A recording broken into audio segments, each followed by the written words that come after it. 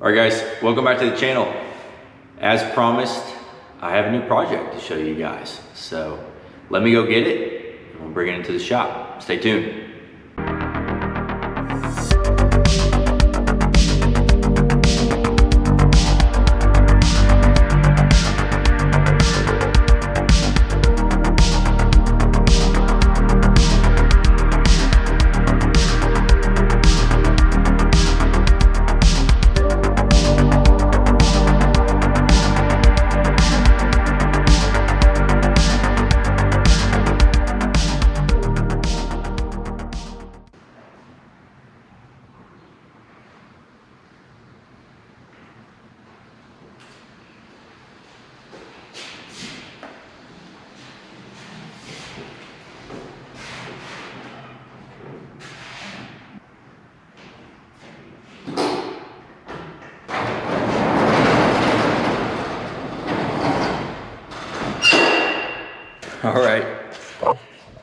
All right guys, whew, a little out of breath here for pushing the car over here. And there's a reason I was pushing and not driving, but here she is.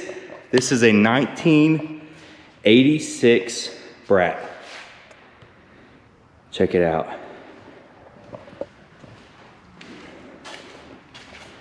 Let me get over here. This car is clean. There's not even a dent on this side. Got a little bit of touch up there on the bumper.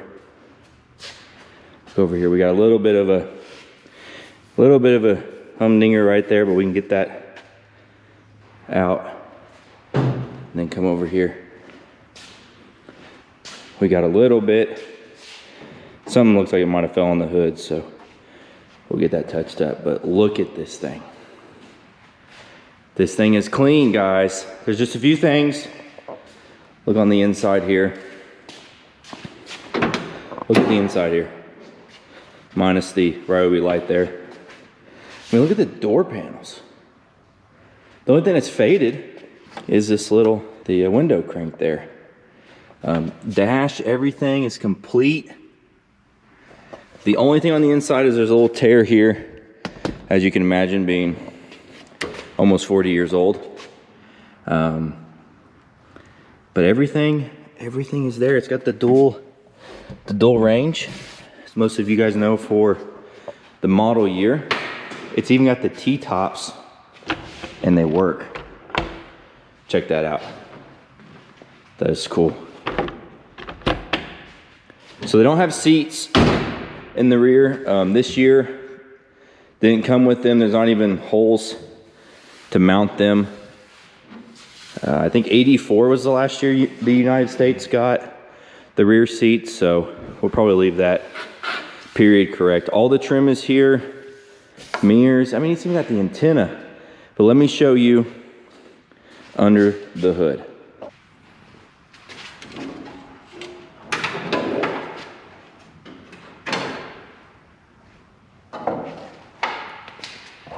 Guys, check out how clean it is under here. That spare tire looks brand new. So let's get in the car and I'll tell you guys more about it.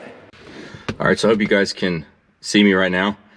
We're in the car and I wanted to kind of tell you how I discovered this car and why this car is really so important to me and why I'm really excited. While I know we've been working on the 81 Brat, this really changes everything for me because I wanted to kind of restore the 81 Brat and leave it as original as possible.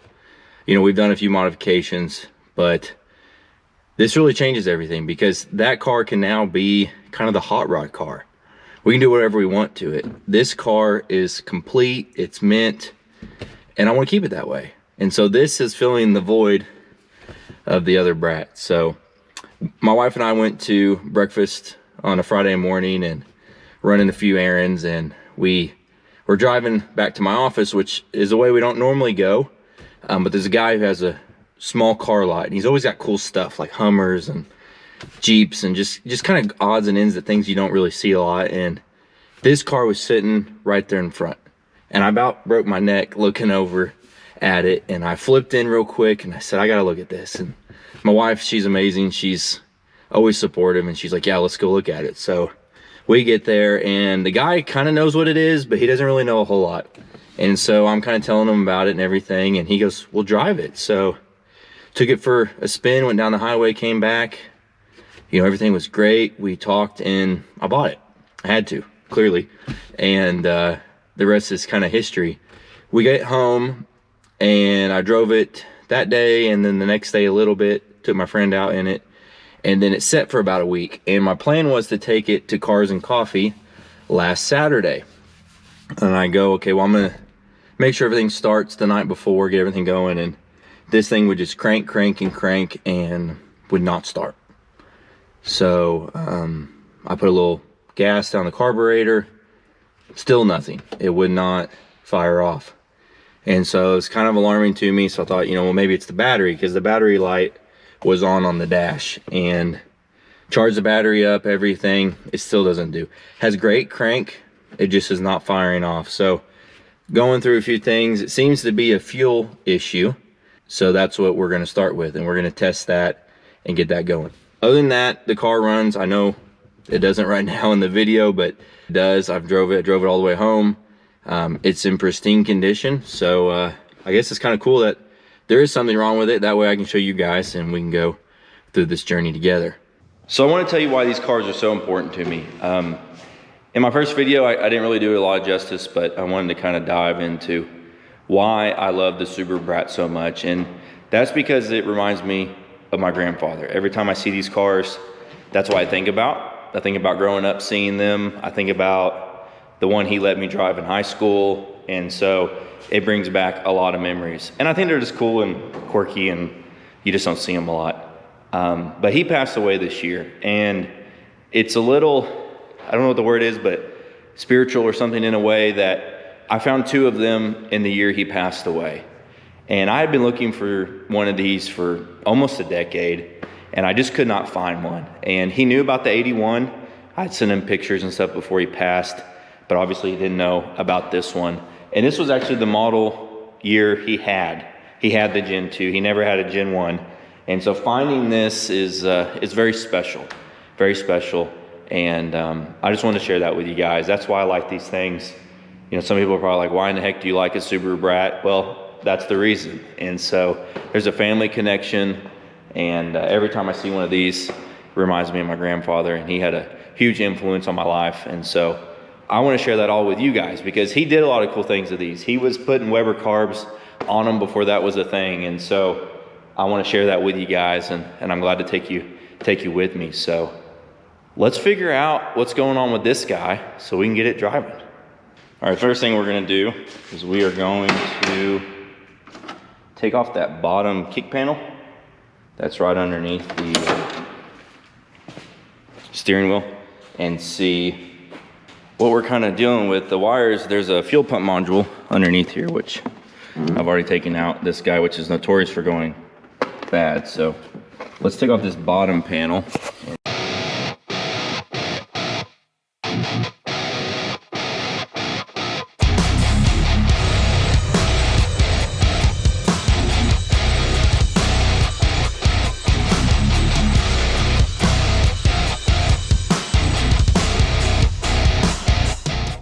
Because this is where that this fuel pump module goes in there, and then that goes like that. So this wire, oh, how far it goes, where does it go? Okay, I'm a little worried it goes all the way up into the main harness, and it's right all the way up into there.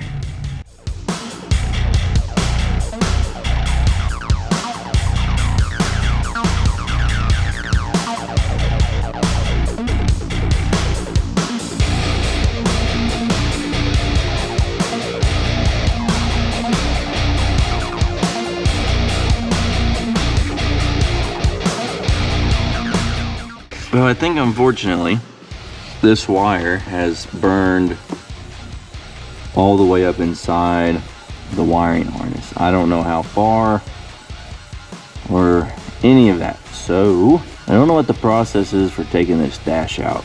I imagine it's quite a bit of work. So I'm gonna have to contemplate that. I don't know what that specific wire, if it was a power wire or if it was just a you know, a ground wire. I'll need to look up the diagram for this guy and see what all is going in here.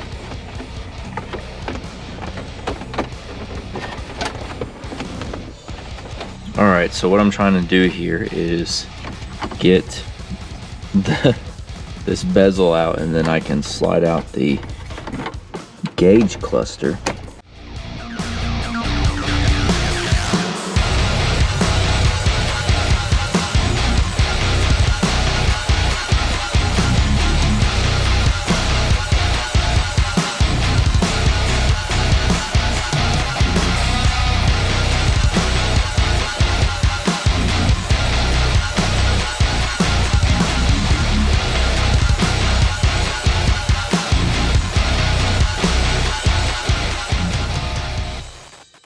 Well, this might be as far as I go with getting out this gauge cluster.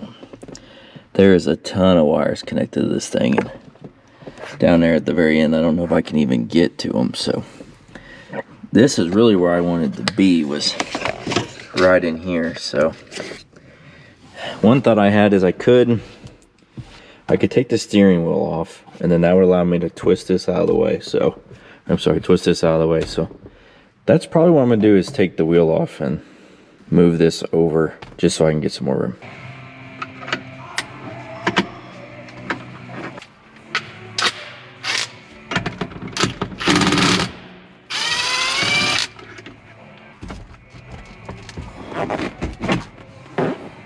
Okay, well that wasn't that bad.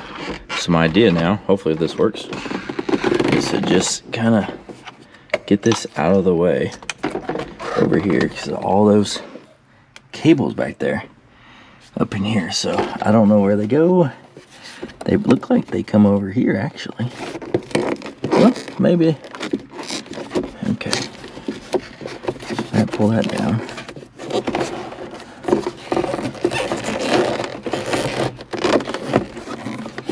Okay, well, maybe I will get this out. It's got these little bands that go over the wires. Okay, well, look at that. Now I don't have to just let that kind of sit there. So, all right, guys, I feel like a surgeon or something. I didn't really want to cut into this, but I didn't really have a choice, so we'll wrap it all back up and clean it up. But a little longer than a few minutes later, as I cut into it, I got a pretty big whiff of burnt wire, and so I'm gonna keep fishing around here for that wire. 2 very boring minutes later. All right, so I've traced the wire back to here, and as you can see, it's been fried to here, and then this is the rest of the loom that goes all the way back, and then I assume across the dash and everything. So I don't really know where I want to go from here, if I want to continue cutting. If I knew where this wire went, I could terminate it at the source, but I don't, and that's the problem. And it's just a black wire. That is something I need to figure out. Maybe I can find a diagram. I've looked through the manual, but I can't find anything, so I don't really know what to do. It is about 8 o'clock. I'm kind of done for today working on this thing, so I'm gonna wrap it up and we'll mess with it tomorrow. The next day. All right, so I just want to show you guys, I've got it all crimped together here back to the way the factory had it. So that's all crimped together. We're going to electrical tape this up, get it back in the wiring harness, and then we'll start wrapping the wiring harness back with some new fabric tape. All right, guys, I wrapped that harness. I used this felt tape, which is pretty cool. I'll put a link in the description. Real easy to use, and I was able to wrap up that harness where I stripped back the electrical tape. So all the way down into here, got all that ready. I ran that new ground wire all the way down here, and we'll cut that off, and we'll put a new plug in there, and get that all ready. So next up is to put all of this back together.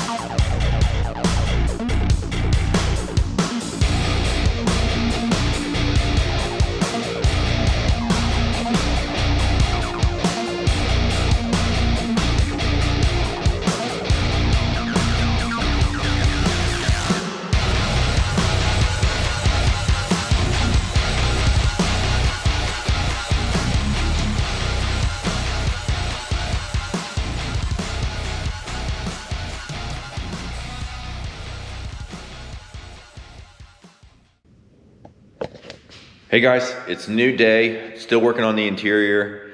Still can't figure out why it hasn't started, but we'll figure that out here in a minute. I want to get these wheels painted, so I'm gonna do that while we're still working on the inside and while we're trying to figure out why this guy won't start. So here's the wheels. They're got some surface rust and everything on them. I think the best thing to do is take them all off and sandblast them and do all that stuff, but I don't have a sandblaster right now, and I plan on getting one here pretty soon. So for now, I really just want to scuff them up and throw on another coat of white paint. And so we're going to go from there. I'm pretty sure I have some white paint. So let's see. Let's see what we got here in the cabinet. That's some white primer. What we got back in here? Some Rust-Oleum white. Chalk paint. Chalk paint's probably not going to work. That's not going to work. Well, there might be enough in there and these two to make them look good. So let's give it a shot.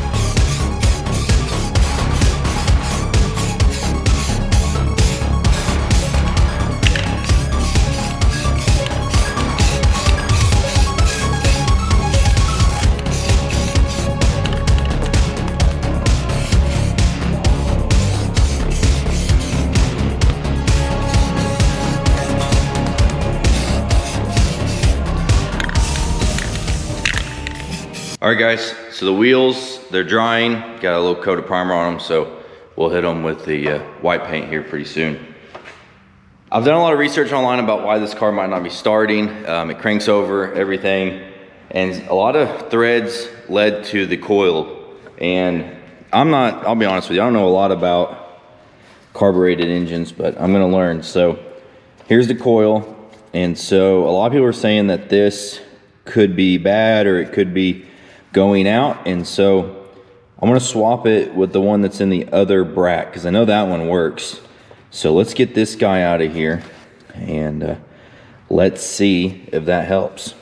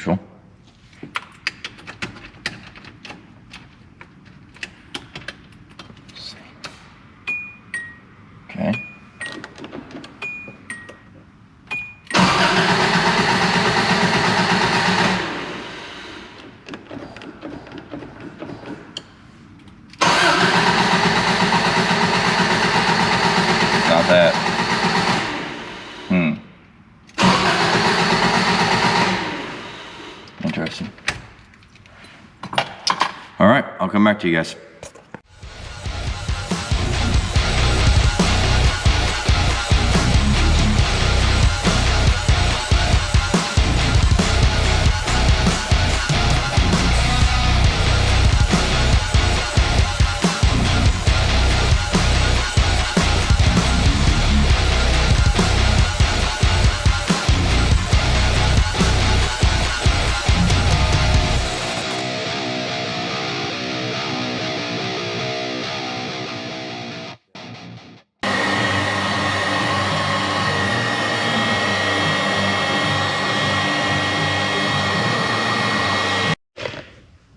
All right, so we are getting fuel now. As you just saw, I fixed up the fuel pump, got that wired back up nicely. We are getting fuel up here. This fuel is, let me take this off here. Look how dirty that fuel is.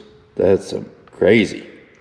So we're definitely gonna have to drain the tank, but it still should run on this. So I don't know if maybe just the carburetor over here is gunked up, or if this filter is not allowing fuel to get there.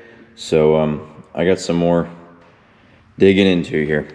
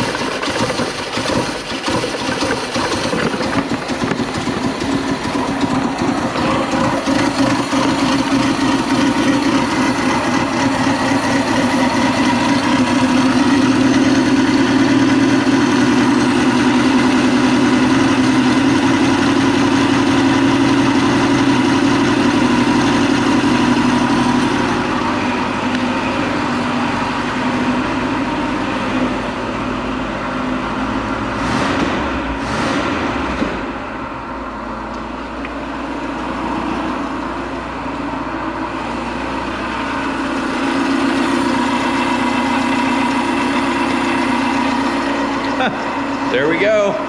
I guess it was just clogged up. That's crazy. Listen to her. Running pretty smooth. Amazing.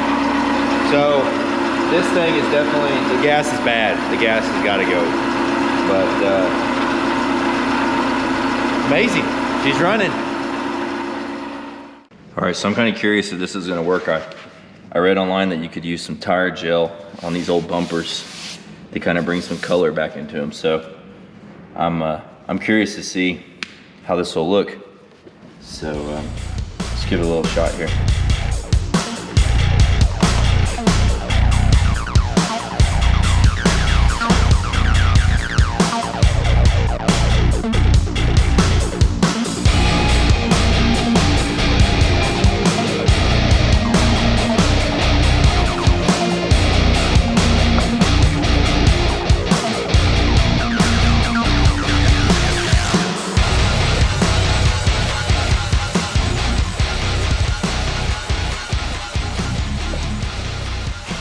Okay, we got her all cleaned up. We got the wheels painted. I kind of like just the white wheels on there. No beauty rim, center cap or anything. So we got her running and it's a good day. So I appreciate you guys hanging out with me in the shop. We'll catch you in the next video.